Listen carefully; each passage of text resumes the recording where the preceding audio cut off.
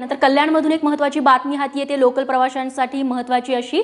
कल्याणजवळ पुन्हा एकदा तांत्रिक बिघाड झालेला आहे आणि त्यामुळे मध्य रेल्वेची वाहतूक आता विस्कळीत झालेली आहे। ऑफिस सुटण्याची वेळ आहे आणि अशा पद्धतीने मध्य रेल्वेमध्ये पुन्हा एकदा बिघाड झालाय। सुहास रेळेकर आमचे प्रतिनिधी आपल्याला अधिक माहिती देतील। सुहास, काय तपशील? रेश्मा, कल्याणवरनं नॉर्थ ईस्ट म्हणजे कसारा आणि नाशिककडे जाणारी वाहतूक असते, तिथे पॉइंट्स असतो की ज्याच्यावरती सिग्नल यंत्रणा चालते, त्याचबरोबर गाड्यांचं डायव्हर्शन चालतं।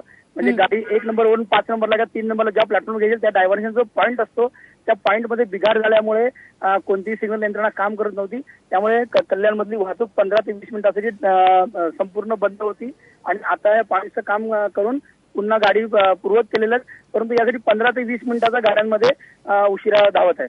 रेश्मा, सुहास, तुमच्याकडून अपडेट्स घेत राहू। तुर्तास धन्यवाद तुम्ही दिलेल्या माहितीबद्दल। तेव्हा परवा पश्चिम रेल्वेचा अशाच पद्धतीने प्रॉब्लेम झालेला होता। काल हार्बर रेल्वे होती, ती विस्कळीत झालेली होती आणि आज पुन्हा मध्य रेल्वेचा खोळंबा झालेला आहे।